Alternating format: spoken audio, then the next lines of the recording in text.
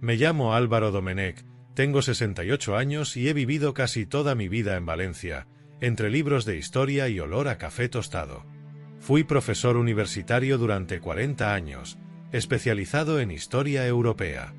Desde que mi esposa Isabelle falleció hace 5 años, mi casa ha quedado demasiado silenciosa. Solo el reloj de pared y el maullido de mi gato, Bruno, me hacen compañía. Esa tarde de otoño, mientras ordenaba unos viejos cuadernos, sonó el teléfono. Era mi hijo, Daniel, con esa voz entusiasmada que solo tenía cuando algo grande estaba por suceder. «Papá, tengo una noticia», dijo. «Me caso». Cerré el cuaderno despacio. «¿Con quién?» «Con Camille, papá. La chica francesa que conocí en Lyon». Supe quién era. Había oído su nombre varias veces, siempre acompañado de risas y promesas. «Nos conocimos hace 6 meses», continuó. «Es perfecta. Cultivada, elegante, habla 5 idiomas. Tienes que conocerla». Sonreí, aunque algo en mi pecho se encogió. 6 meses. Demasiado poco para conocer el alma de una persona. Pero no dije nada. Solo respondí. «Entonces tráela a cenar. Quiero verla con mis propios ojos». Aquella noche no lo sabía aún, pero esa cena cambiaría nuestras vidas para siempre. Dime desde qué ciudad me ves, y dale like si alguna vez presentiste que una simple cena iba a cambiarlo todo. Durante las semanas siguientes, Daniel no hablaba de otra cosa. Camille esto, Camille lo otro. Había en su voz una devoción casi infantil, la clase de amor que ciega hasta al más prudente. Yo escuchaba en silencio, intentando no dejar que el escepticismo se colara en mis palabras.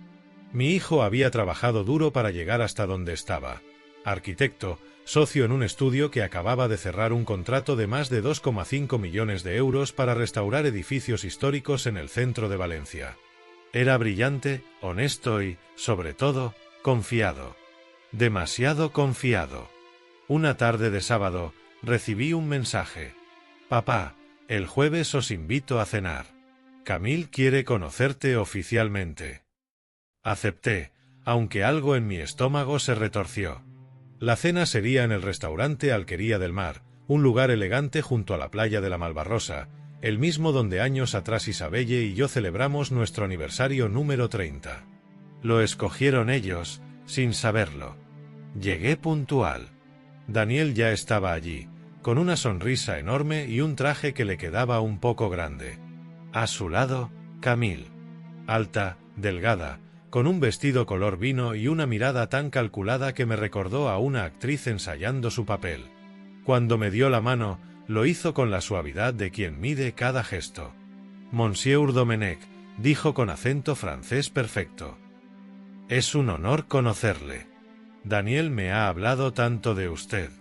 «Por favor», respondí sonriendo, «solo Álvaro». La conversación comenzó con cortesías, viajes, arte, gastronomía. Camille sabía decir justo lo correcto en el momento exacto. Todo parecía tan pulido que resultaba casi artificial. Hablaba de su familia en Marsella, de un padre empresario en retiro y una madre dedicada a la filantropía. Pero cada vez que le pedía más detalles, desviaba el tema con elegancia. Durante el postre, Daniel mencionó con orgullo que el estudio había recibido un nuevo inversor extranjero y que por fin podría comprar el ático que soñaba. Mientras él hablaba, observé a Camille. Sus ojos se iluminaron apenas por un segundo y luego miró a un punto invisible, calculando algo. Fue una expresión mínima, pero para mí, tan evidente como una grieta en una pared recién pintada. Al terminar, pedí un vino dulce. Ellos conversaban entre sí, riendo en voz baja. Fue entonces cuando ocurrió. Camille giró hacia su madre, que estaba sentada junto a ella, una mujer rubia de sonrisa rígida, y murmuró algo en francés. «Il est charmant, mais un peu senile, ¿non?» «Es encantador, pero un poco senil, ¿no?» Su madre se rió con complicidad. Ellas creían que yo no entendía una palabra. Pero Isabelle, mi esposa, había sido francesa. Y durante 40 años, su lengua también fue la mía. Sentí como el vino me quemaba la garganta. Mi hijo no lo notó, seguía hablando de un proyecto en Alcira. Yo mantuve el rostro sereno, como si nada hubiese ocurrido. Unos minutos después, Camille continuó, creyéndose a salvo. Avec un peu de chance, il ne durera pas longtemps, et Daniel heritera de tout. Con un poco de suerte, no vivirá mucho, y Daniel heredará todo. Esa frase fue un disparo en el pecho. No solo se burlaba de mí, también medía el tiempo que me quedaba. Respiré hondo, apoyé los codos sobre la mesa y sonreí.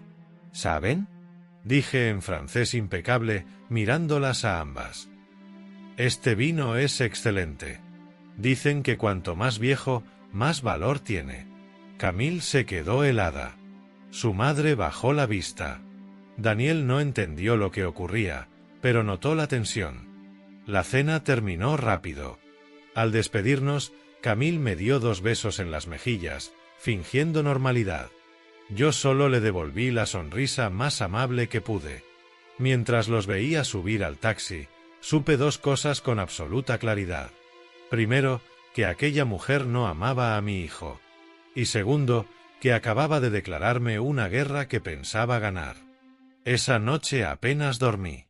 Me quedé en el despacho, rodeado de libros y silencio, mirando la fotografía de Isabelle sobre la estantería. Su sonrisa, capturada en blanco y negro, parecía mirarme con la misma serenidad de siempre, como si ya supiera lo que debía hacer. «Escucha, pero no hables todavía», imaginé que me decía. Y eso hice. Durante los días siguientes, fingí normalidad. Le escribí a Daniel con tono amable, le pregunté por su trabajo, incluso elogié a Camille por haber aprendido algo de español. No debía sospechar nada. Si me enfrentaba a ella sin pruebas, solo conseguiría que mi hijo se cerrara por completo. Daniel estaba ciego de amor. Me contó que estaban planeando casarse en junio, en una finca de Peñíscola, frente al mar. Camille quiere algo sencillo, solo para la familia, dijo con orgullo. Yo asentí, sabiendo que la palabra sencillo y aquella mujer no podían coexistir.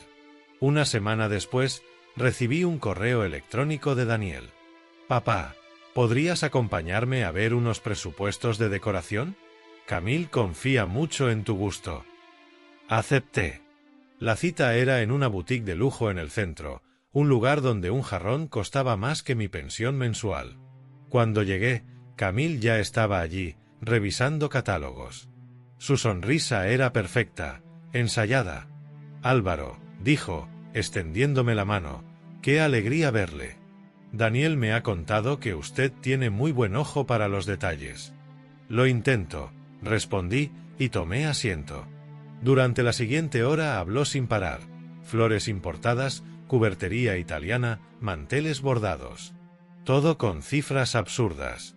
Daniel, claro, asentía a todo. A veces me miraba, buscando aprobación, y yo solo decía: «Si eso os hace felices, hijo, adelante». Camille sonreía cada vez que me mantenía al margen, convencida de que yo era un viejo dócil y predecible. No imaginaba que, mientras ella calculaba colores, yo calculaba movimientos. Esa misma tarde llamé a un viejo amigo, Ramón Climent, periodista retirado que había trabajado décadas investigando fraudes empresariales. Le conté lo ocurrido, con cautela. Ramón escuchó en silencio, y al final solo dijo: «Dame una semana. Si hay algo que no encaja en esa historia, lo encontraré». Pasaron los días. Mientras tanto, Daniel me insistía en que asistiera a todas las reuniones previas a la boda. Y Camille, siempre encantadora, se mostraba cada vez más confiada. Me enviaba mensajes amables: «Su hijo tiene su elegancia», o «espero que esté tan orgulloso de nosotros como nosotros de usted». Cada palabra era un veneno envuelto en seda. Una tarde, mientras esperábamos el postre en un restaurante del centro, noté algo. Camille había dejado su móvil sobre la mesa, boca abajo. Llegó una notificación: mensaje nuevo, Elodie, huella de beso. Durante un instante apareció parte del texto: «¿Entonces ya está todo listo para el traslado?». Camille lo tomó rápidamente y lo guardó en su bolso. No dijo nada, pero yo lo había leído. Esa misma noche, Ramón me llamó. Tenías razón, Álvaro, dijo con voz grave. La familia de esa mujer está hundida. Su padre fue declarado en quiebra en Marsella hace 3 años. La empresa de exportaciones que mencionan es una pantalla. Y lo peor, Camille estuvo comprometida con otro empresario francés hace poco más de 1 año. Rompió el compromiso justo después de que él exigiera firmar un acuerdo prenupcial. Me quedé en silencio. ¿Y hay pruebas de todo eso? Las tendrás mañana, respondió. Tengo copias de los registros. Colgué el teléfono y, por primera vez en días, sentí una calma helada. No satisfacción. Calma. Al día siguiente, imprimí los documentos y los guardé en una carpeta negra. Luego llamé a Daniel. Hijo, estaba pensando que deberíamos organizar una cena familiar. Solo tú, Camille y yo. Quiero conocerla mejor, sin formalidades. Perfecto, respondió él, feliz. Le encantará. Elegí cuidadosamente el lugar, casa montaña, una bodega antigua en el Cabañal, con paredes de ladrillo y luz cálida. Era un sitio que Isabelle y yo adorábamos, un espacio donde todo parecía más humano, más verdadero. Camille llegó impecable, con un vestido azul oscuro y una sonrisa tan radiante que hubiera engañado a cualquiera. Yo pedí vino tinto de Requena, recordando a mi esposa. Mientras esperábamos los entrantes, observé cómo Camille hablaba con entusiasmo de sus planes. El viaje a París después de la boda, la compra de un piso modesto en el Ensanche, la idea de contratar a un chef privado para ocasiones especiales. Daniel la miraba como si hablara un ángel. Y yo, como quien escucha una sinfonía de mentiras. En mitad de la cena, ella volvió a cambiar al francés, como si el idioma fuera una puerta que yo no podía cruzar. Son fils est si facile à manipuler. C'est est presque trop simple. Su hijo es tan fácil de manipular. Casi es demasiado fácil. El vino me supo a hierro. Me limité a tomar otro sorbo, fingiendo distracción. Ella continuó, bajando la voz. Bientôt, tout sera à nous. Pronto, todo será nuestro. Aquella frase selló su destino. Pero no reaccioné. Sonreí, levanté mi copa y dije con suavidad. A la salud del amor, ese idioma que todos entendemos. Daniel rió. Camille también, aunque por un segundo, vi un destello de inquietud en su mirada. Sabía que algo había cambiado. Cuando la cena terminó, Daniel se ofreció a llevarla a casa. Me dio un abrazo rápido y salió con ella del brazo. Yo pagué la cuenta, dejé una propina generosa y caminé hasta el paseo marítimo. La brisa del mar golpeaba mi rostro, y el rumor de las olas me trajo la voz de Isabelle, suave, segura. No te precipites. Espera el momento justo. Esa noche, frente a la ventana de mi estudio, abrí la carpeta negra y extendí los documentos sobre la mesa. Había nombres, fechas, extractos bancarios, recortes de prensa. Todo formaba un mapa claro, una familia endeudada, una hija ambiciosa, un plan perfecto. Perfecto, hasta que eligieron al hombre equivocado para engañar. Sonreí por primera vez en semanas. El tablero estaba listo. Solo quedaba decidir cuándo mover la primera pieza. Los días siguientes fueron un juego de sombras. Camille me enviaba mensajes llenos de cortesía. ¿Cómo se encuentra hoy, Álvaro? Y yo respondía con amabilidad calculada. En apariencia, era el suegro perfecto, atento, tranquilo, hasta un poco ingenuo. Pero en silencio, cada palabra suya era una pieza más del rompecabezas. Ramón me seguía enviando información desde Marsella. Descubrió que los Dubois, el apellido real de su familia, tenían deudas con 3 bancos franceses y un préstamo impago con una compañía italiana. Todo sumaba más de 420.000 euros. También supo que Camille había intentado abrir una cuenta en un banco suizo usando documentos falsos. Todo estaba ahí, documentado. Yo lo imprimí todo y lo guardé en una carpeta nueva. roja esta vez. La llamé Camille Verdad Definitiva. Mientras tanto, Daniel seguía viviendo en una nube. Cada vez hablaba menos conmigo de trabajo o de la vida, solo de la boda. «Papá, no sabes lo feliz que soy», me repetía. Me dolía escucharlo. A veces, cuando lo veía sonreír, pensaba que la verdad que yo cargaba en mis manos era una especie de veneno, necesario, pero letal si se daba en el momento equivocado. Decidí esperar. Y mientras esperaba, actué. Fingí interés en los preparativos. Propuse hacer una cena de compromiso más íntima en mi casa de la calle del Mar. Camille aceptó de inmediato.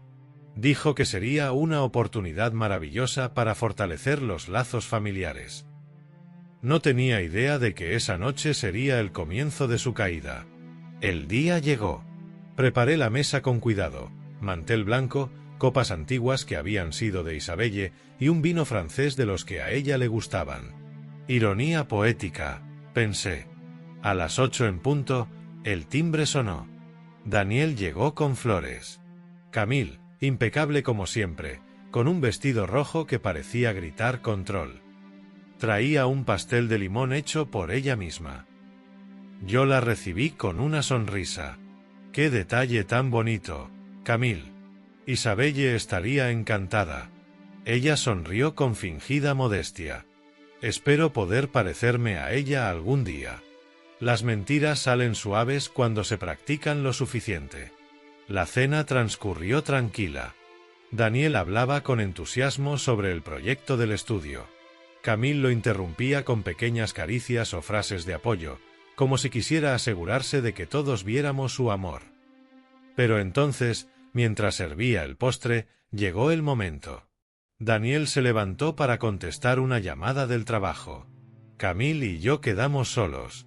Ella aprovechó para servirse un poco más de vino y en voz baja dijo en francés: «Su hijo tiene suerte de tenerme. Sin mí, seguiría siendo un niño con dinero, sin rumbo». No respondí. Solo la miré. «¿Y usted?», pregunté también en francés, con calma. «¿A dónde la llevará todo esto, Camille?». Su rostro cambió. Tardó unos segundos en procesar mis palabras. El silencio que siguió fue casi hermoso. Entonces sonrió, pero esta vez sin disimulo. Así que lo entendía todo. Desde la primera palabra, respondí. Dejó la copa sobre la mesa y se inclinó hacia mí. No entiendo por qué le molesta tanto. Daniel está feliz. Usted también tendrá una vida tranquila. Podría disfrutar de sus últimos años sin preocuparse de nada. Yo cuidaré de todo. Esa última frase, dicha con tanta frialdad, fue la prueba de que no sentía ni una pizca de culpa. Me reí despacio. Camille, hay algo que no ha aprendido todavía. ¿Qué cosa? Que la historia siempre castiga a quienes subestiman al testigo. Daniel regresó al salón justo en ese instante. Nos encontró en silencio. Preguntó si todo estaba bien. Perfectamente, respondí. Solo hablábamos de historia. Camille recuperó su papel con una facilidad admirable. La cena terminó sin más incidentes, pero esa noche ella no se despidió con 2 besos, como solía hacer. Solo un apretón de manos. Su mirada, sin embargo, fue suficiente. Era una declaración de guerra silenciosa. A la mañana siguiente, encontré un sobre en el buzón. Sin remitente. Dentro había 3 fotografías. En una, Camille en el aeropuerto de Marsella con un hombre que no era mi hijo. En otra, ambos saliendo de un hotel. En la tercera, un recibo de un depósito bancario por 12.000 euros a nombre de C. Dubois. Ramón me llamó minutos después. «No me preguntes cómo conseguí eso», dijo, «pero ahora lo tienes todo». Esa tarde, llamé a Clara, una antigua alumna mía que trabajaba en un bufete en Madrid. Le conté la historia. «Álvaro, si todo esto es cierto», me dijo, «podríamos denunciarla por fraude matrimonial y estafa. Pero antes necesitas una jugada limpia, una que nadie pueda cuestionar». Y entonces se me ocurrió la idea. No iba a denunciarla en silencio. Iba a dejarla al descubierto delante de todos. Invité a Daniel y a Camille a una reunión familiar más formal, esta vez en el Casino de Valencia, un lugar elegante, con buena comida y demasiadas miradas. «Quiero brindar por vosotros», le dije a mi hijo. Él aceptó encantado. Los días previos, todo fue un ensayo. Practiqué las palabras frente al espejo, como si se tratara de una clase. Preparé los documentos, los metí en un maletín de cuero y hablé con Clara y con Ramón.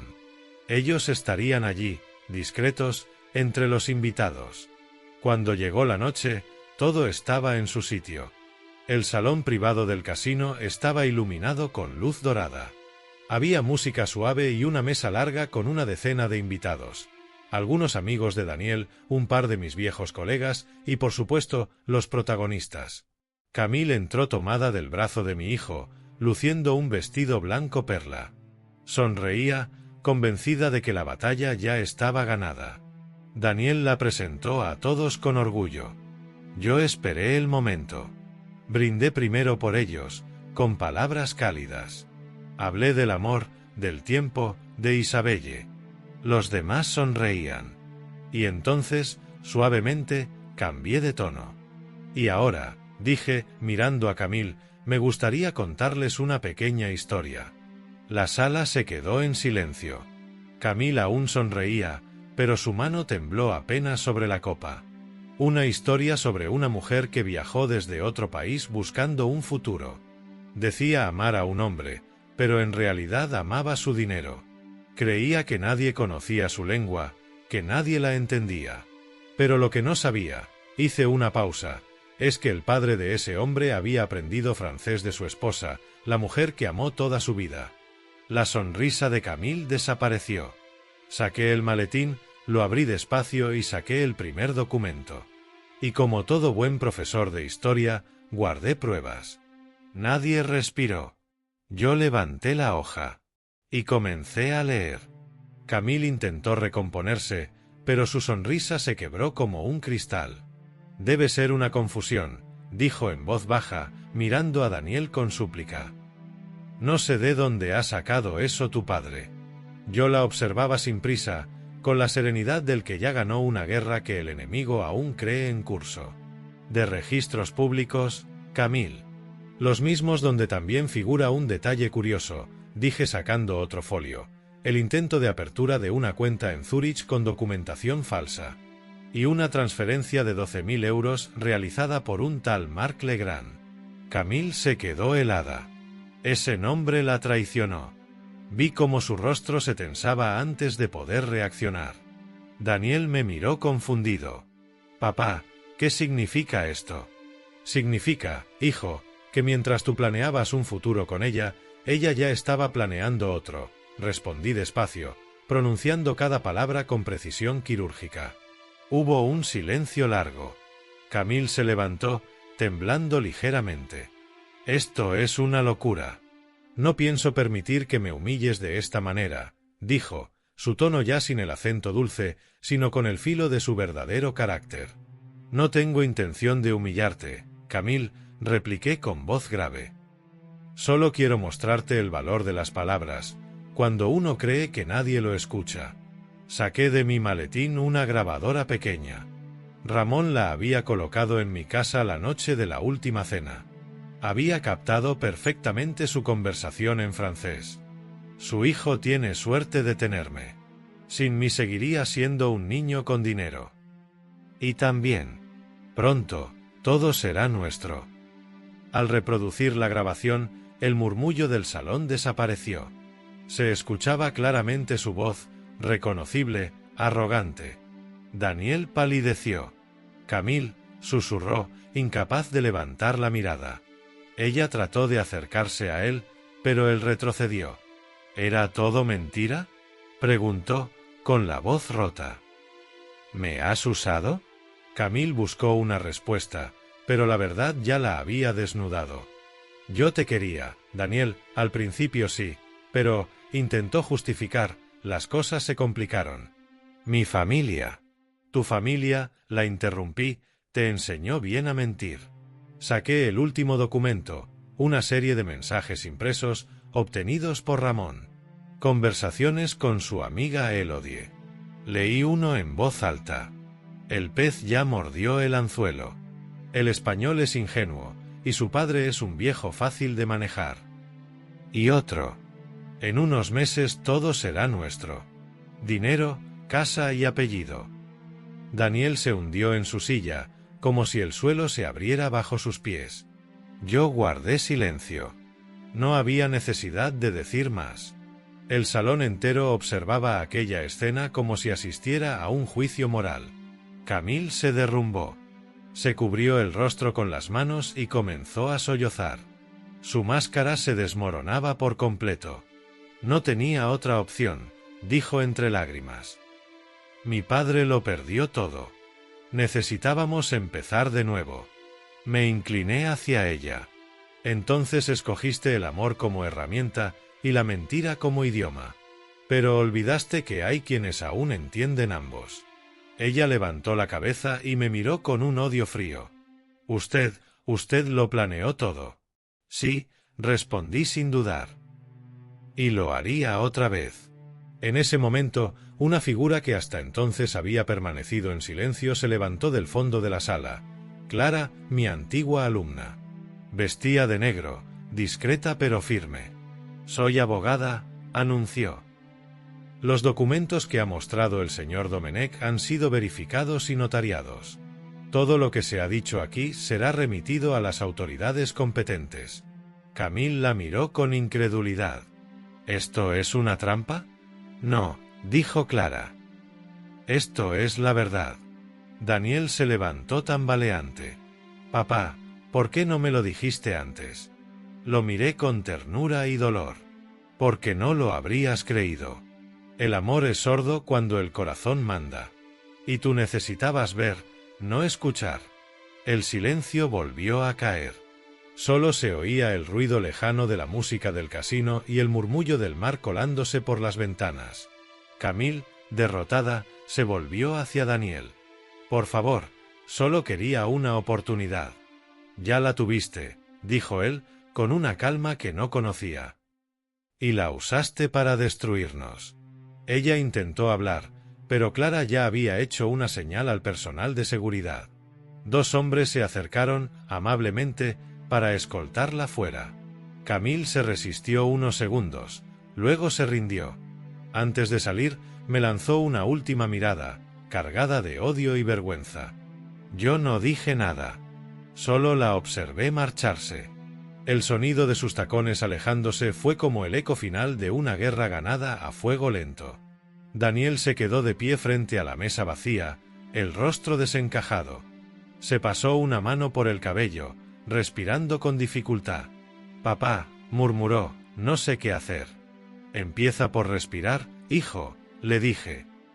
Lo demás vendrá con el tiempo. Nos quedamos allí, los dos, sin decir nada más. Las copas seguían sobre la mesa, el vino ya tibio, el aire cargado de silencio. Yo sabía que lo que había hecho lo salvaría, pero también que lo había herido. A veces proteger significa destruir primero la ilusión. Clara se acercó con discreción. Todo está en orden, me dijo. La denuncia está lista. Francia colaborará. Asentí, agradecido. Gracias, Clara. Hoy no ha ganado la venganza, dije en voz baja. Ha ganado la memoria de Isabelle. Cuando salimos del casino, el aire de la noche olía a sal y justicia. Daniel caminó a mi lado, en silencio. Y aunque el futuro aún dolía, supe que algo dentro de él había cambiado para siempre. Esa noche, el paseo marítimo de Valencia parecía otro mundo. El murmullo del mar acompañaba cada paso, y el reflejo de las farolas se movía sobre el agua como si la ciudad intentara apagar, poco a poco, el eco de lo ocurrido en el casino. Daniel no hablaba. Caminaba a mi lado, las manos en los bolsillos, con el rostro pálido y los ojos perdidos. Yo no lo presioné. Aprendí hace muchos años que el silencio puede curar más que las palabras. Llegamos hasta la orilla. El viento olía a sal y a invierno. Me senté en un banco de piedra y él se quedó de pie, mirando el horizonte. Papá, dijo al fin, con voz ronca, ¿cómo supiste todo eso? Lo miré despacio. Porque escuché lo que no debía y entendí lo que no querían que entendiera. Tu madre me enseñó que los idiomas son puertas. Pero a veces también son armas. Daniel apretó los puños. No puedo creerlo. No puedo creer que fuera capaz de tanto. El amor ciego es un arma peligrosa, respondí. No hay mayor trampa que la que uno se tiende a sí mismo. Se sentó a mi lado, abatido. Siento que he perdido años de mi vida. Negué con la cabeza. No, hijo. Has aprendido en meses lo que muchos hombres no aprenden en toda una vida. El amor no te hizo débil, te hizo humano. Y eso, aunque duela, también es un regalo. Nos quedamos mirando el mar. Las olas rompían con un ritmo sereno, como si el mundo siguiera adelante sin importar la tragedia de dos hombres en un banco. Al día siguiente, recibí la llamada de Clara. Todo avanza rápido, me informó. Los documentos y las grabaciones ya fueron entregados. Francia ha emitido una orden de investigación contra la familia Dubois. ¿Y Camille? Pregunté. Salió del país anoche, respondió. Pero no llegará lejos. Las autoridades europeas ya están al tanto. Agradecí su trabajo y colgué. Luego fui al despacho y abrí la ventana. El viento del Mediterráneo entró suave, moviendo los papeles sobre la mesa. Entre ellos, la foto de Isabelle, siempre sonriendo. Ya está hecho, le dije en voz baja. Pero no hay victoria sin herida. Esa misma tarde, Daniel vino a verme. Tenía el rostro cansado, pero más tranquilo. Llevaba una carpeta bajo el brazo. He tomado una decisión, dijo. ¿Sobre ella? Sobre mí, respondió. Abrió la carpeta. Dentro había documentos del estudio de arquitectura. Voy a dejar la sociedad por un tiempo. Necesito aire. Viajar. Pensar. Asentí sin discutir. A veces hay que perderse para volver a encontrarse, le dije. Quiero ir al pueblo de mamá, a Arles, en el sur de Francia. Quiero conocer el lugar donde nació. No supe qué decir. Aquello me sorprendió, pero también me conmovió profundamente. Tu madre estaría orgullosa, murmuré. Una semana después, volamos juntos a Marsella y de allí tomamos un tren hasta Arles. Era un lugar detenido en el tiempo. Calles empedradas, muros color miel, olor a pan recién hecho y vino tinto. Daniel caminaba despacio, observando cada detalle, como si buscara a su madre entre las sombras de las callejuelas. Visitamos la pequeña iglesia donde Isabelle había sido bautizada. Encendimos una vela. Daniel permaneció largo rato en silencio, mirando la llama. ¿Sabes qué me duele más?, preguntó al fin. No que me mintiera, sino que yo la defendí delante de todos, incluso de ti. Eso no es debilidad, hijo, dije. Es lealtad. Y la lealtad solo duele cuando se entrega a quien no la merece. Él asintió, y durante un instante me pareció ver en sus ojos la misma expresión de Isabelle cuando tomaba una decisión importante, esa mezcla de tristeza y determinación que siempre anunciaba un nuevo comienzo. No quiero que esta historia me cambie para mal, dijo. No quiero convertirme en alguien desconfiado. Entonces no lo hagas, le respondí. Solo aprende a mirar mejor. No todos los que sonríen aman, y no todos los que callan odian. Pero el tiempo, hijo, el tiempo siempre revela quién es quién. Al día siguiente fuimos al cementerio. La tumba de Isabelle estaba en lo alto, con vistas al valle y a los viñedos. Dejamos flores frescas, jazmines, sus favoritas. Daniel se inclinó y susurró algo que no alcancé a oír. Luego me tomó del hombro. Gracias, papá, por no rendirte, por salvarme, incluso de mí mismo. No respondí. No había palabras suficientes. Pasamos unos días más en el sur, caminando, comiendo en pequeñas tabernas, riendo de cosas simples. Fue la primera vez en mucho tiempo que lo vi sonreír sin esfuerzo. Cuando regresamos a Valencia, todo parecía más liviano. El apartamento de Daniel estaba vacío, pero limpio. En la mesa del comedor había una caja con objetos que pertenecieron a Camille, un perfume, un pañuelo, una foto. Daniel la cerró sin mirar adentro. «Voy a donarlo todo», dijo. «Hazlo», le respondí. A veces soltar es la única forma de cerrar una historia. Esa noche, cenamos juntos. Hablamos de planes, de viajes, de proyectos nuevos. Por primera vez, no hubo sombra de dolor entre nosotros. Antes de irse, Daniel se detuvo en la puerta. «Papá, ¿sabes qué es lo que más me impresiona?», preguntó. «Que no levantaste la voz ni una sola vez. Ni en el casino, ni antes. Los gritos asustan», le respondí. «Pero el silencio hace que los culpables se escuchen a sí mismos». Él sonrió, con una mezcla de respeto y afecto. «Algún día escribiré esta historia», dijo. «Pero cambiaré los nombres». «Claro». «Hazlo», le contesté. «Y asegúrate de que termine bien». Cuando se fue, me quedé solo, con el sonido del mar entrando por la ventana y la sensación de que algo finalmente había encontrado su lugar. El dolor, la justicia y la paz podían coexistir, aunque por momentos se confundieran. Encendí una vela junto a la foto de Isabelle y murmuré: «Ganamos, querida. Pero ojalá nunca hubiera sido necesario luchar». La llama titiló, como si respondiera.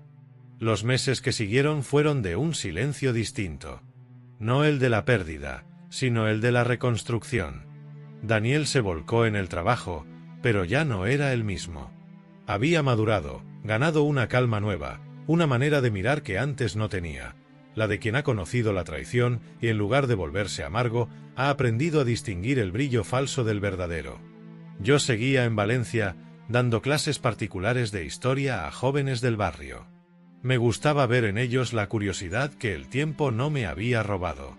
Cada tarde, al terminar, caminaba hasta la playa, me sentaba frente al mar y escribía unas líneas en un cuaderno. Notas, recuerdos, fragmentos de conversaciones. Quería dejar testimonio, no por rencor, sino por memoria. Isabelle siempre decía que las historias no se guardan por dolor, sino por justicia. Una mañana de abril, recibí una carta de Ramón, el periodista. Asunto: el final de los Dubois. La abrí con manos temblorosas. Contaba que la familia había sido citada a declarar en Francia por fraude y falsificación de documentos. Las autoridades suizas habían congelado sus cuentas.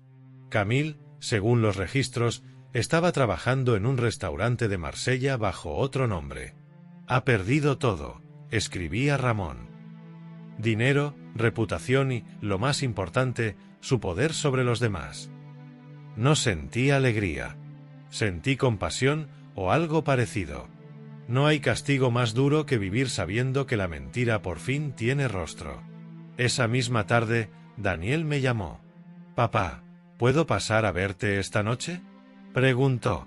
«Claro, hijo. Te esperaré con vino».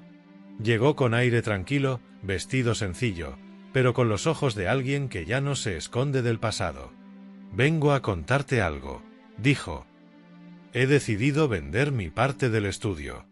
«¿Vas a dejar la arquitectura?», pregunté sorprendido. «No del todo. Quiero crear una fundación. En nombre de mamá. Fundación Isabelle Domenech.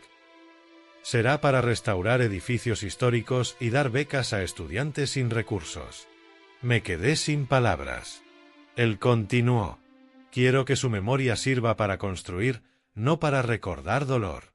Las lágrimas me subieron a los ojos, pero las contuve. «Tu madre estaría orgullosa», dije con voz entrecortada. «Lo que haces le devuelve sentido a todo esto». Brindamos con vino de Utiel Requena, su favorito. Por primera vez en mucho tiempo, sentí que algo se cerraba del todo. Días después, mientras Daniel preparaba la documentación para la fundación, me pidió ayuda para escribir la introducción del dossier. «Papá, Tú sabes encontrar las palabras que suenan a verdad. Así que nos sentamos juntos y redactamos lo siguiente. Esta fundación nace del amor y del aprendizaje, porque a veces, para entender la historia, hay que vivirla. Y solo cuando se enfrentan la mentira y la pérdida se comprende que la verdad no destruye, libera. Firmamos los dos, uno al lado del otro. El acto de presentación se celebró un mes después, en el antiguo Ateneo de Valencia. Fue un evento pequeño, íntimo, con amigos, antiguos alumnos y colegas de Daniel. Al final, él subió al estrado, tomó el micrófono y habló con una serenidad que me llenó de orgullo. Durante un tiempo pensé que el amor era solo una emoción, dijo. Pero mi padre me enseñó que también puede ser una responsabilidad. Que proteger no siempre es callar, pero que a veces el silencio de quien ama puede ser más fuerte que cualquier grito. El público aplaudió.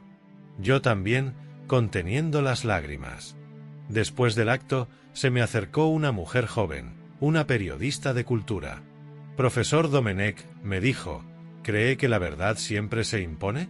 Pensé un momento antes de responder. No siempre, dije.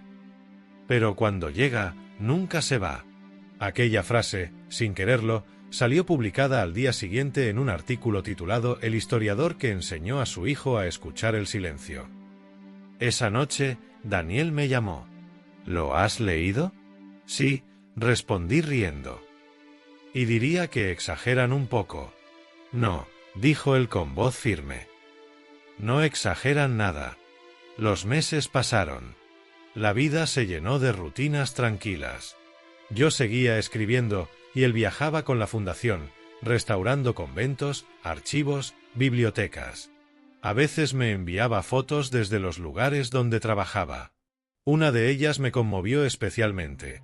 Daniel, de pie en un andamio, restaurando los frescos de una iglesia en Toledo. En el fondo, una inscripción en latín, Veritas liberavit vos. La verdad os hará libres. Un día de junio, recibí un sobre sin remitente. Dentro, solo una carta escrita en francés, con letra femenina. No busco perdón, solo descanso. Usted tenía razón. No se puede construir felicidad sobre la mentira. Diga a su hijo que, aunque le hice daño, en algún momento de verdad lo quise. Me quedé mucho rato mirando la hoja. Luego la doblé con cuidado y la guardé en el cuaderno donde escribía mis notas. No por piedad, sino por cierre. El verano llegó con su calma. Las tardes eran largas, el mar más cálido, y mi casa se llenó otra vez de olor a café y sonido de vida. Daniel venía los domingos. Traía pan, vino y noticias.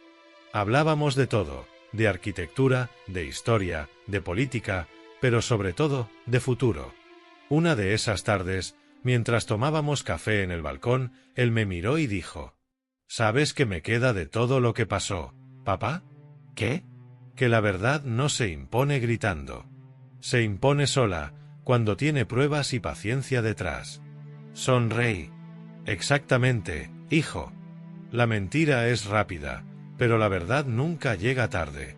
El sol se ocultaba tras los edificios del puerto. Sentí el mismo tipo de paz que uno siente al cerrar un libro que por fin tiene un final justo.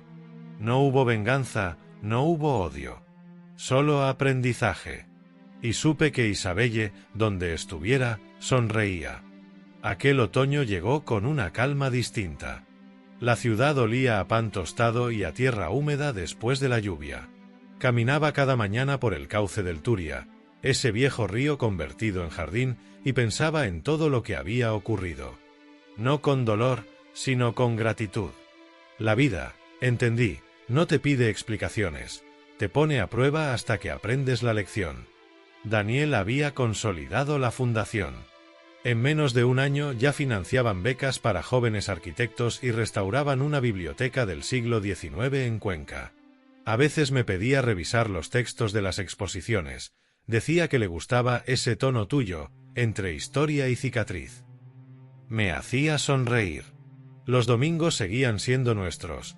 Comida en casa, vino tinto, risas tranquilas. En la pared del comedor colgaba una foto nueva. Daniel de pie frente al primer edificio restaurado con la placa de la fundación y debajo una inscripción que él mismo eligió. La verdad, cuando llega, no destruye, ordena. Una tarde, mientras colocábamos libros en la estantería, me entregó un sobre color marfil. «Es una copia de la carta de mamá», dijo. «La que escribiste a mano antes de morir. Ramón la encontró entre tus papeles antiguos y me la devolvió». Me quedé sin habla. No recordaba haberla guardado, pero sí recordaba cada palabra. La abrí con cuidado. El papel olía a tiempo. En ella, Isabelle me decía: «Si alguna vez la vida te obliga a defender la verdad contra quienes amas, hazlo. No por orgullo, sino por amor. La verdad es la única herencia que no se pudre».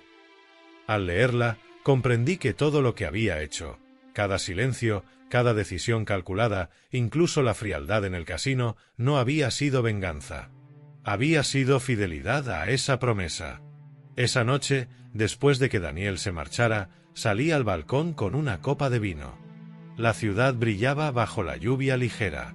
Pensé en Camille, en su carta, en su caída. No sentí odio ni satisfacción. Solo un deseo silencioso, que alguna vez aprendiera lo que nosotros habíamos aprendido a través del dolor. Encendí una vela junto a la foto de Isabelle. La llama titiló, débil y firme a la vez. «Ya está, amor», murmuré.